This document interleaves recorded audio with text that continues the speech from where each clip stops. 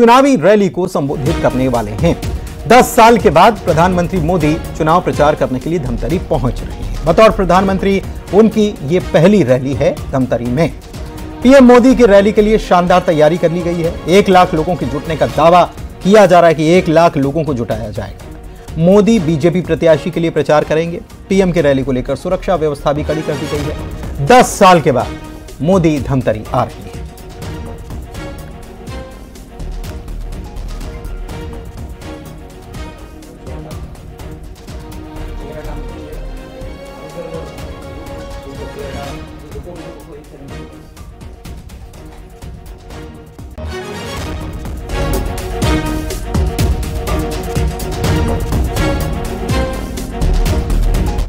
छत्तीसगढ़ पूरी तरह से मोदी की गारंटी के साथ है और विष्णु देव जी का जो सुशासन पिछले 4 महीने में इन्होंने जिस प्रकार से मोदी की गारंटी को पूरा किया है, पूरा राज्य आज कमल खिलाने के लिए आतुर है और कहीं ना कहीं अपने प्रिय नेताओं को आगमन से छत्तीसगढ़ के लोग पूरी तरह से उत्साहित हैं, खुश हैं, कार्यकर्ता उत्साहित हैं और मुझे लगता है कि इन हमारे सभी वरिष्ठ नेताओं के आगमन से अब छत्तीसगढ़ में एक तरफा मुकाबला है।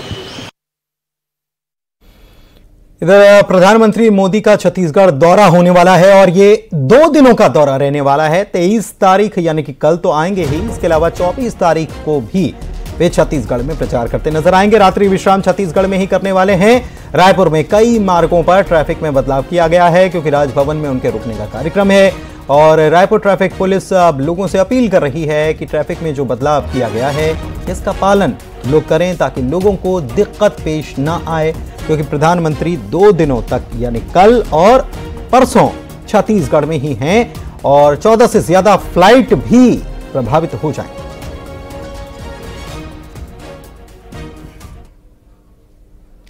चलिए आगे बढ़ते हैं। अंबिकापुर में 24 अप्रैल को प्रधानमंत्री नरेंद्र मोदी का दौरा है। उसको लेकर पुलिस प्रशासन मुस्तैद है। 1600 से ज्यादा पुलिस जवानों की तैनाती यहां हो रही है। अंबिकापुर के पीजी कॉलेज मैदान में 24 अप्रैल को प्रधानमंत्री की चुनावी सभा है। इसमें सरगुजा लोकसभा के बीजेपी प्रत्याशी चिंतामणि महाराज के लिए वो वोट मांगेंगे। इसमें भी 1 लाख लोगों के बैठने की व्यवस्था हो रही है। माननीय प्रधानमंत्री जी के 24 अप्रैल को आगमन के मद्देनजर 4 स्तरीय सुरक्षा व्यवस्था लगाई जा रही है। उसमें प्रत्येक स्तर में पर्याप्त संख्या में जवान तैनात किए गए हैं। साथ ही पेट्रोलिंग पार्टियां, कट ऑफ पार्टियां भी लगाई गई है और इस बात का ध्यान रखा जा रहा है कि जो एसओपी है उसके मुताबिक सारी व्यवस्था अपनी जगह पे उपलब्ध रहे। प्रधानमंत्री जी का कार्यक्रम फर्स्ट हाफ में है, लिहाजा व्यवस्था को जितने समय आने का है उससे 4 घंटा पहले सारी जगह पे।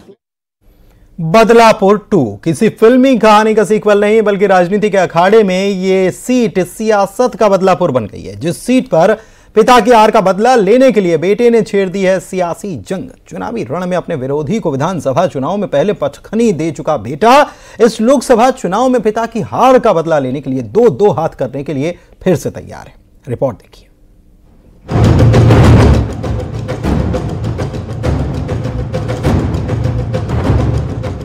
सतना बना सियासत का बदलापुर।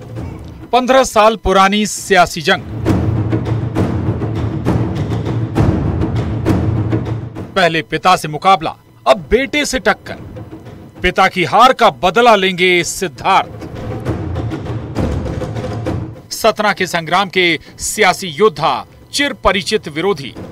खास बात यह कि 15 साल पहले गणेश सिंह का मुकाबला कांग्रेस कैंडिडेट सिद्धार्थ कुशवाहा के पिता और बीएसपी के कद्दावर नेता सुखलाल से था, जो गणेश सिंह से चुनाव हार गए थे। सुखलाल कुशवाहा ने 2 पूर्व मुख्यमंत्रियों स्वर्गीय अर्जुन सिंह और स्वर्गीय वीरेंद्र कुमार सकलेचा को हराकर राजनीति में भूचाल ला दिया था। जो हमारे सतना लोकसभा का सतना का मुद्दा है वो पिछले 20 सालों का जो स्थिति पैदा कर दी है गणेश सिंह जी ने, वो बड़े जैसे मजदूर पलायन कर रहे हैं, विद्यार्थी पलायन कर रहे हैं। अगर कोई बीमार हो जाए तो उसे इलाज के लिए बाहर जाना पड़ रहा है। ना इलाज की व्यवस्था है, ना शिक्षा की व्यवस्था है, ना रोजगार की व्यवस्था है। अब 15 साल बाद सतना लोकसभा सीट पर स्वर्गीय सुखलाल कुशवाहा के बेटे सिद्धार्थ पिता की हार का बदला लेने उतरे। हालांकि सिद्धार्थ कुशवाहा 4 बार के सांसद रहे गणेश सिंह को 2023 के विधानसभा चुनाव में पटखनी दे चुके हैं। आज चारों तरफ रोडों का जो जाल बिछा हुआ है वो किसकी देन है? आज अस्पताल में महाविद्यालय जो नए नए कॉलेज खुले हैं वो किसकी देन है? अस्पताल में अभी जो नया बजट स्वीकृत हुआ है वो किसकी देन है? आज चित्रकूट में जो रामलोक की स्थापना होने जा रही है उसमें निश्चित रूप से सांसद जी के प्रयासों से हो रही है। 2009 में बीजेपी के गणेश सिंह जीते, सुखलाल कुशवाहा को हराया था। 2023 सिद्धार्थ कुशवाहा ने गणेश सिंह को हराया। सुखलाल कुशवाहा के बेटे हैं सिद्धार्थ। 2024 में दोनों फिर आमने सामने। बदलापुर की सियासी जंग में एक और हैरान करने वाला आंकड़ा भी है। 2023 के विधानसभा चुनाव में बीजेपी के गणेश सिंह महज 4,400 वोट से सिद्धार्थ कुशवाहा से हारे थे। वहीं 2009 के लोकसभा चुनाव में बीजेपी के गणेश सिंह की जीत और बीएसपी के सुखलाल कुशवाहा की हार का अंतर भी 4400 के आसपास ही था। सतना के संग्राम में तीसरी चुनौती बने हुए हैं बीएसपी कैंडिडेट नारायण त्रिपाठी, जिन्होंने मुकाबले को त्रिकोणीय बना दिया है। सियासत के इस बदलापुर का घमासान दिलचस्प होगा। Bureau report, news 18, Madhya Pradesh, Chhattisgarh. मुख्यमंत्री डॉक्टर मोहन यादव उज्जैन पहुंचे, जहां पर उन्होंने निर्वाचन कार्यालय पहुंचकर अनिल फिरोजिया का नामांकन दाखिल कराया और सिंधी कॉलोनी से शहीद पार्क तक रैली भी निकाली। जनसभा को भी संबोधित किया।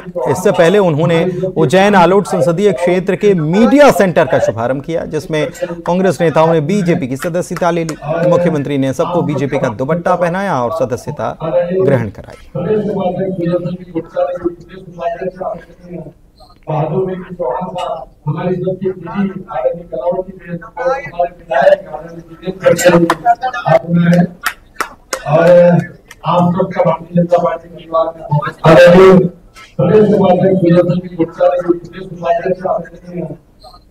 का संतोष है कि जैसे करके समय जा रहा है, धीरे धीरे करके कांग्रेस लगातार पस्त होती दिखाई दे रही है। यही कारण है कि जैसे हम अपने दम से बोल रहे हैं कि हम 29 की 29 जीतेंगे, अभी उनके दिमाग में 29 जीतने की बात छोड़ो, वो कहते हैं हम आधी जीतेंगे, जो पहले चुनाव के पहले पराजय मान लें। इससे मुझे लगता है कि कांग्रेस के मनोबल का अंदाजा लगता है, लेकिन फिर भी हम अपने कार्यकर्ताओं से लगातार उनके बीच खड़े होकर के इस बात के लिए प्रेरणा भी दे रहे हैं और खुद भी शामिल हो रहे हैं कि हमको जब तक आखिरी वोट नहीं पड़ जाए तब तक सावधान भी रहना है। और जिस प्रकार से माननीय प्रदेश में मोदी जी का माहौल बना हुआ है, निश्चित रूप से चारों तरफ से समाचार बहुत अच्छे आ रहे हैं। शाजापुर देवास लोकसभा के भाजपा प्रत्याशी महेंद्र सिंह सोलंकी ने मुख्यमंत्री मोहन यादव की मौजूदगी में कलेक्टर कार्यालय पहुंचकर जिला निर्वाचन अधिकारी के सामने नामांकन पत्र दाखिल किया। सीएम हेलीपैड से सीधे कलेक्टर कार्यालय पहुंचे, नामांकन दाखिल कराया। इस दौरान राहुल गांधी पर बड़ा हमला बोला, कहा कि पप्पू की तरह उनकी बुद्धि है और कहते हैं कि एक दिन में गरीबी दूर कर देंगे। मम्मी दादी परदादा ने इतने सालों से सरकार चलाई पर गरीबी दूर नहीं हुई। सीएम ने दावा किया कि चुनावों के बाद कांग्रेस में अब टेम्पो में बैठने लायक भी लोग नहीं बचे। लंबे समय तक कांग्रेस की सरकार रही, केवल जनता पार्टी की थोड़ी सरकार हटा लो तो पूरे समय अगर सरकार किसी ने चलाए तो कांग्रेस की सरकार चले।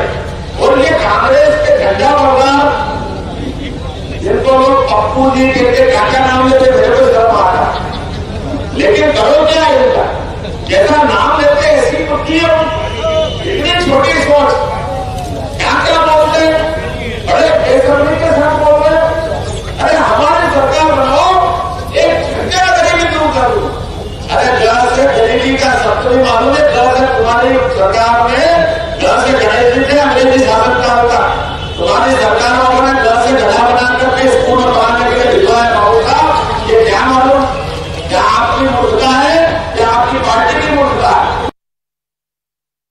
इधर खरगोन में कांग्रेस प्रत्याशी पोरलाल खरते का नामांकन फॉर्म जमा करने पहुंचे कांग्रेस के दिग्गज नेताओं ने प्रधानमंत्री नरेंद्र मोदी और सीएम डॉक्टर मोहन यादव पर हमला बोला।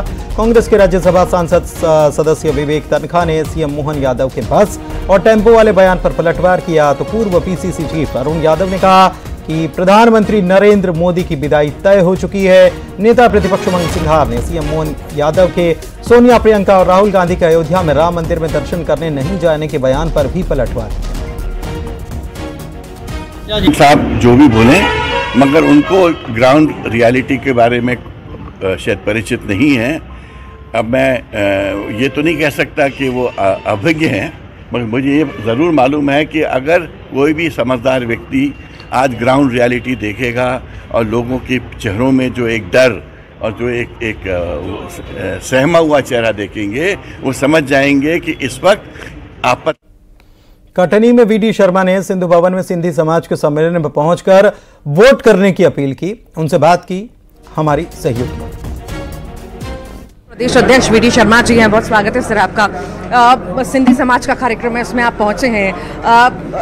हालांकि आबादी कम है, पर व्यापार में, विकास में बहुत बड़ा योगदान सिंधी समाज का है। कई सारी उम्मीदें भी उनकी। सिंधी समाज हमारा एक ऐसा समाज है जो 24 घंटे देश के बारे में सोचता है, व्यापार भी करता है, तो व्यापार में भी देश का हित कैसे हो सकता है। तो हमारे सिंधी समाज के सभी भाई और बहनों को उनका स्नेह और आशीर्वाद हमेशा से रहा है, भारतीय जनता पार्टी को हमेशा से रहा है। इसलिए सिंधी समाज के बारे में और जो जो चीज़ें आवश्यक होती हैं उन पर भी हम गंभीरता से विचार करते हुए उनके व्यापार में जो भूमिका निभा सकते हैं वो हम उसको लेकर के भी पॉलिसी मेकिंग में काम कर रहे हैं। एक और सवाल, लंबे वक्त से सिंधी समाज का ये भी रहा है कि अल्पसंख्यकों का दर्जा हमें दिया जाए, इसे लेकर क्या कहेंगे? इसके बारे में बिल्कुल चर्चा करूंगा और जो आपने कहा है इस पर गंभीरता से विचार करूंगा। ठीक, बहुत बहुत शुक्रिया। हमारे साथ प्रदेश अध्यक्ष वीडी शर्मा जी, कैमरामैन दीपक के साथ न्यूज़ 18 मध्य प्रदेश छत्तीसगढ़।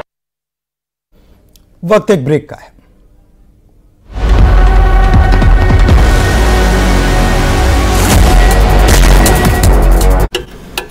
प्रचार करेंगे पीएम मोदी, नुमाइश ग्राउंड में रैली को करेंगे संबोधित। कर्नाटक में